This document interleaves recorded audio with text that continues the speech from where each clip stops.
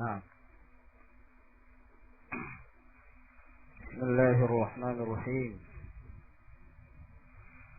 إن الحمد لله نحمده ونستعينه ونستغفره ونعوذ بالله من شرور أنفسنا ومن سيئات أعمالنا. من يهده الله فلا مضل له ومن يضلل فلا هادي له.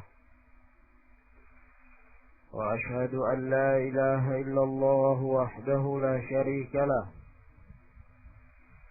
وأشهد أن محمدا عبده ورسوله صلى الله عليه وعلى آله وأصحابه وسلم تسليما مزيدا. إخواني في الله، أعزني الله وإياكم. Setelah kita bacakan perkataan al-muallif rahimahullahu ta'ala menukil perkataan al-Imam Syafi'i dan al-Imam al-Bukhari rahimahumallahu ta'ala, yang mana beliau menukil perkataan kedua imam ini untuk menguatkan pendapat beliau bahwa apa yang beliau nyatakan 4 kewajiban yang harus diamalkan oleh seorang muslim dan muslimah,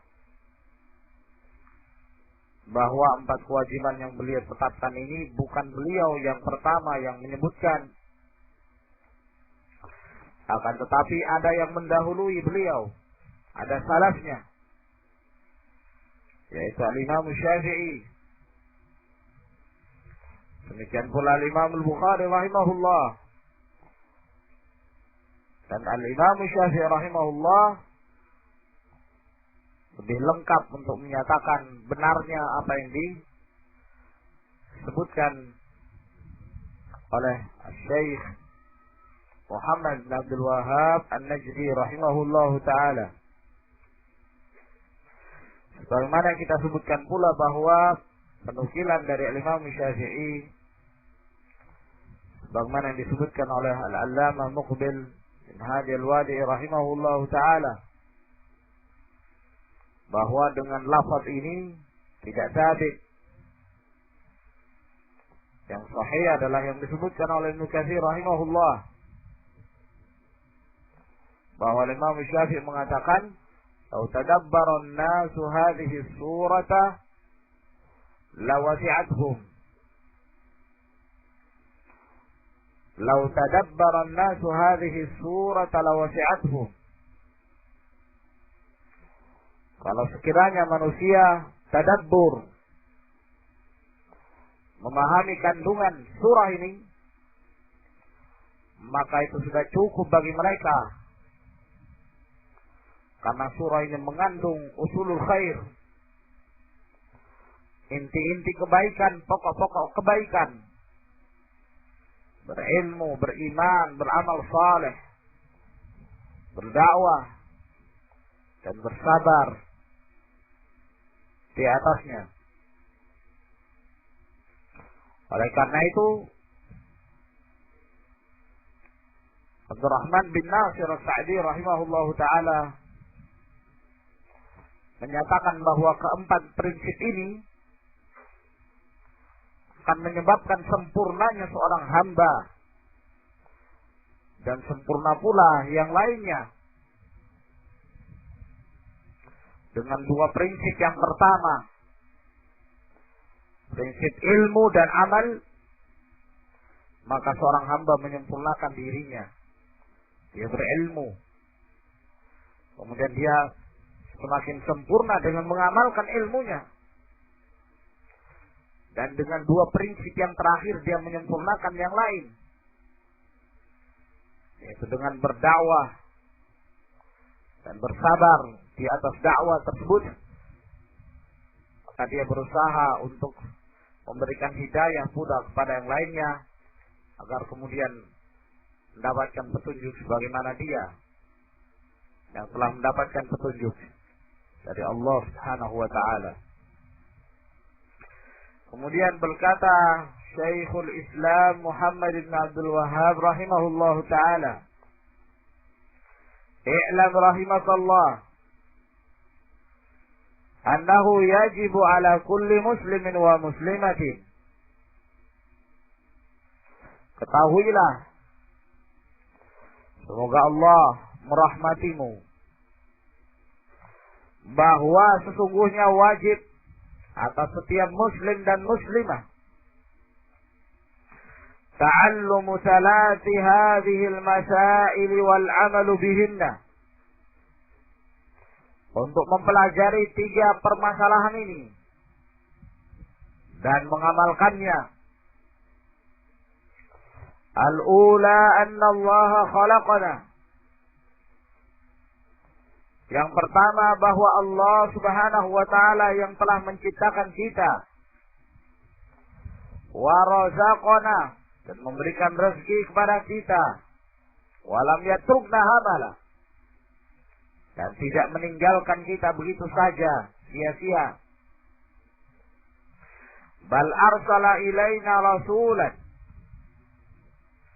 bahkan Allah mengutus seorang rasul kepada kita. Faman ata'ahu dakhala al-jannata wa man asahu dakhala an-nar. Barang siapa yang taat maka dia masuk ke dalam surga. Dan barang siapa yang membangkang dan bermaksiat maka dia pun masuk ke dalam neraka. Wa dalilu qauluhu ta'ala, "Inna arsalna ilaikum rasulan syahidan 'alaikum kama arsalna ila fir'auna rasula fa asa fir'aunu ar-rasula fa akhadnahu akhdhan wabila."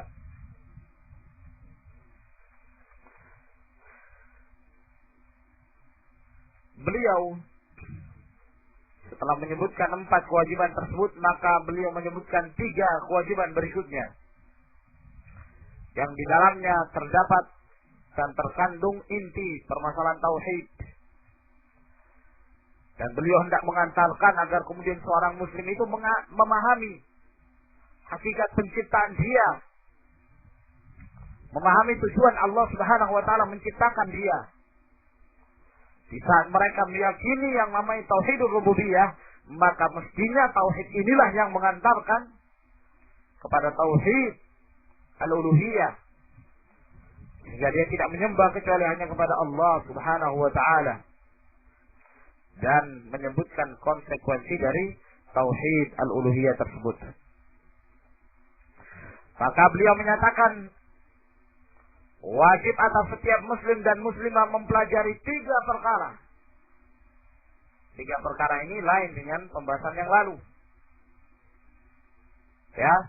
Akan tetapi ini hubungannya dengan ma'rifatullah, mengenal Allah Subhanahu wa taala, dan bagaimana kita menyikapi Rabb yang telah menciptakan kita, gimana cara kita beribadah kepadanya. Al-ula, yang pertama, kita harus meyakini annallaha khalaqana,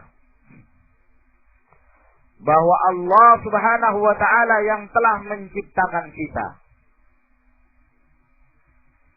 Qala asy-syarih al-allamah Muhammad bin Shalih al-Utsaimin rahimahullah, "Wa dalilu dzalika a'ni anna Allah khalaqana." Dan dalil yang menunjukkan bahwa Allah yang menciptakan kita sam'iyyun wa aqli. Ada dalil sam'i, yang dimaksud sam'i adalah naql, ya, wa aqli, dan secara akal. Amma sam'i, adapun dalil sam'i, dalil naql, fakathir, maka banyak. Wa minhu qauluhu azza wa jal, di antaranya firman Allah Subhanahu wa ta'ala, Huwallazi khalaqakum min tinin thumma qada ajala. Dialah Allah yang menciptakan kalian dari tin, tanah yang bercampur air. Kemudian Allah Subhanahu wa ta'ala telah menetapkan ajalnya, yakni umur kalian selama kalian tinggal di dunia. Wa ajalun musamman indahu, dan ajal yang telah ditentukan ada pada sisi Allah. Yang dimaksud adalah akhirah. Summa antum tamtarun, kemudian kalian ragu dengan akhirat itu. Kalian ragu dengan yang namanya hari kebangkitan. Ya. Padahal Allah yang menciptakan kalian pertama kali. Maka hanya untuk menjadikan sesuatu yang hancur menjadi utuh itu lebih mudah daripada menjadikan sesuatu yang asalnya tidak ada menjadi ada. Wa qauluhu, dan juga Allah Subhanahu wa ta'ala berfirman, wa laqad khalaqnakum tsumma sawwarnakum, dan sungguh kami telah menciptakan kalian dan kamilah yang telah membentuk tubuh kalian. Kami yang telah membentuknya, membentuk tubuh kalian. Ya, hitamnya, putihnya, lakinya, wanitanya, semua telah menjadi ketentuan Allah. Oleh karena itu barang siapa yang merubah-rubah apa yang telah menjadi ketetapan Allah, mereka itulah orang-orang yang merubah-rubah ciptaan Allah. Yughayyiruna khalqallah, merubah-rubah apa yang telah menjadi ciptaan Allah Subhanahu wa ta'ala. Menjadikan laki jadi perempuan, atau demikian pula sebaliknya. Ini adalah perkara yang diharamkan. Wa qauluhu ta'ala wa laqad khalaqnal insana, dan sungguh kami telah menciptakan manusia min salsalin, dari salsal. Salsal itu tanah yang campur dengan air kemudian mengering, gitu. Ya. Kemudian setelah itu dimerah, seakan-akan dibakar sehingga keluar seperti suara letupan-letupan. Min hama'in masnun. Hama' masnun itu adalah tin itu sendiri, tanah yang dicampur dengan air yang sudah berubah warnanya, berubah baunya karena saking lamanya, karena sudah mengering, begitu. Tidak ubahnya seperti tanah yang dipanggang, gitu. Kita antum lihat, proses pembuatan batu bata itu, kan dicampur air kan, lumpur campur air, kemudian dikeringkan dulu, setelah itu dibakar, ada bunyinya itu ya kan, itulah yang namanya sol-solah, ya, suara itu keluar, ada suara kal fakhar. Nah, seperti itu keadaannya. Wa qauluhu, dan firman-Nya, wa min ayatihi an khalaqakum min turabin. Di antara tanda-tanda kekuasaan Allah, Allah menciptakan kalian dari tanah. Summa idza antum basyarun tantashirun. Kemudian setelah kalian menjadi sosok manusia, kalian pun menyebar di muka bumi. Kemana saja kehendak kalian. Padahal kalian pada asalnya dari tanah. Wa qauluhu, dan firman-Nya. Nah itu ya ikhwan. Min hama'in masnun. Yang tadi dalam surah Al-Hijr ayat berapa itu? Hah? Keliru ya. Benar ayat 26. Nah, kemudian wa min ayatihi an khalaqakum min turabin thumma idza antum basharun tantashirun, surah Ar-Rum ayat yang benar 20, bukan 29 ya. Hanafi tul. Ma'indakum. Yang ada tulisan surahnya. Naam.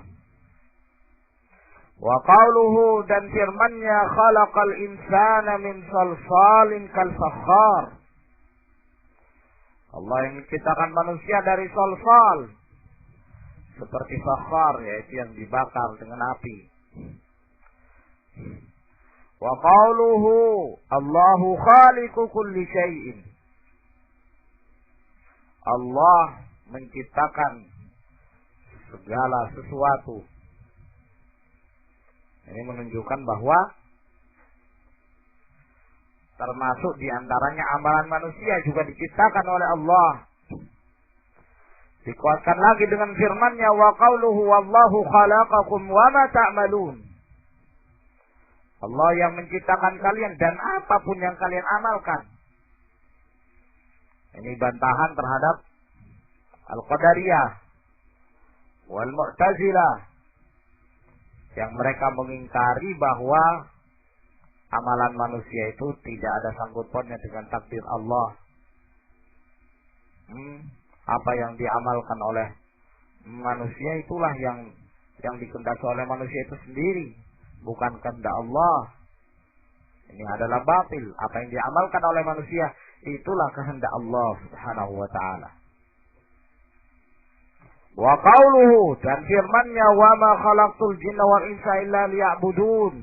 Tidaklah aku ciptakan jin dan manusia melainkan agar mereka menyembah hanya kepadaku. Ila ghairi dzalika minal ayat.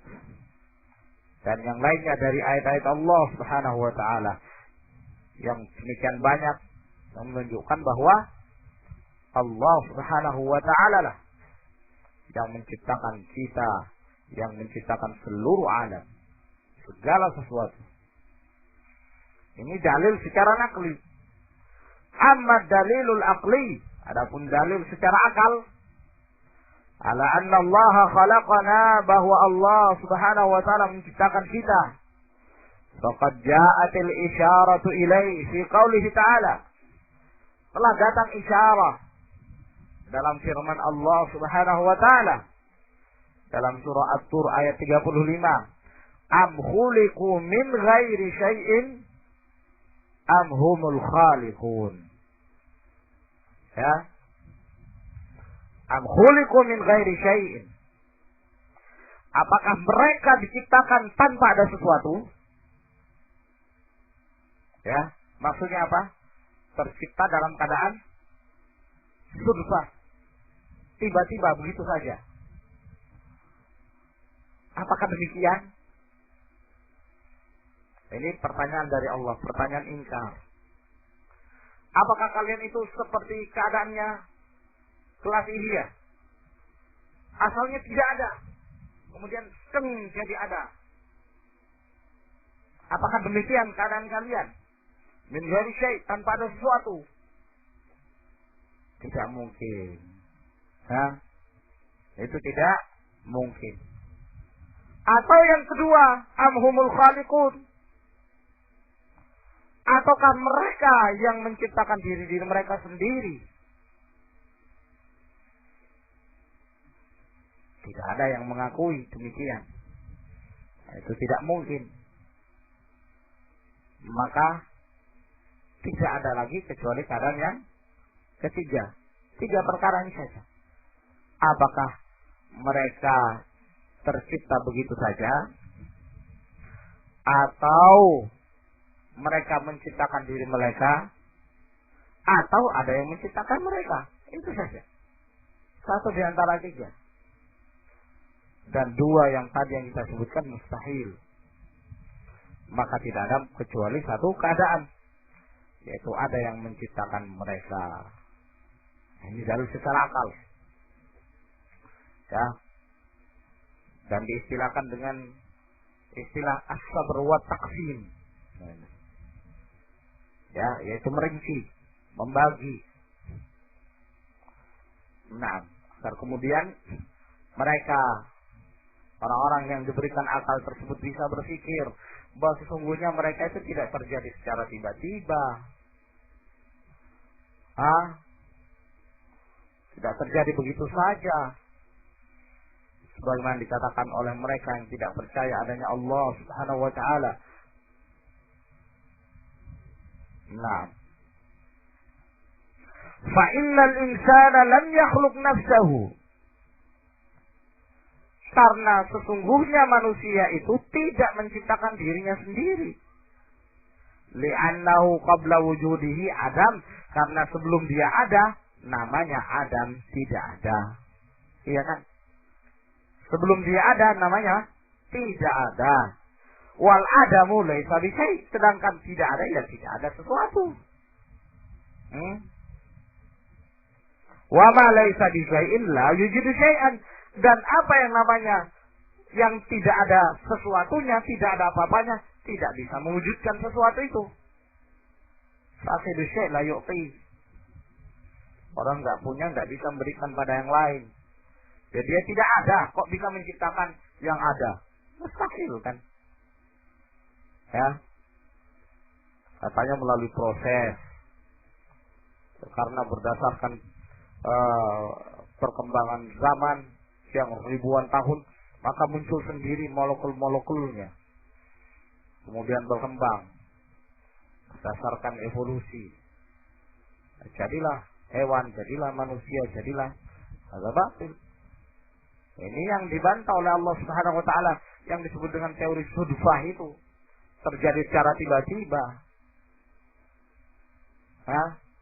Kok terjadi secara tiba-tiba?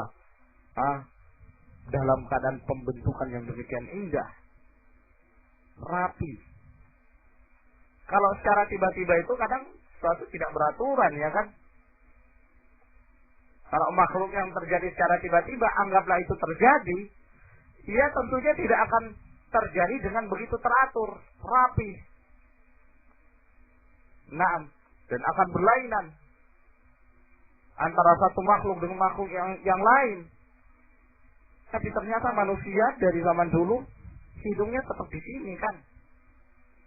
Kalau terjadi secara tiba-tiba, mungkin ada yang hidungnya di kaki, ya, mungkin ada yang matanya di belakang punggung, mungkin ada, ya ini macam-macam. Nah, akan tetapi, fahum qaumun la ya'qilun, walam yakhluqhu abuhu wala ummuhu wala ahadun minal khalqi. Dan tidak diciptakan oleh ayahnya dan ibunya, dan tidak pula seorang pun dari makhluk. Walam yakun liya'ti sudfatan biduni mujid. Dan tidak mungkin dia itu datang secara tiba-tiba tanpa ada yang mewujudkan. Li'anna kulla hadithin la budda lahu min muhdith. Karena setiap yang ada itu harus ada yang mengadakannya, mewujudkannya. Wa li'anna wujuda hadhil makhluqat. Dan karena keberadaan seluruh makhluk ini ala hadzal nizam al-badi' wa tanasuqil muta'alif. Ya, dengan demikian teraturnya dan teratur dengan indahnya, dengan susunan-susunan yang rapi, saling menyatu.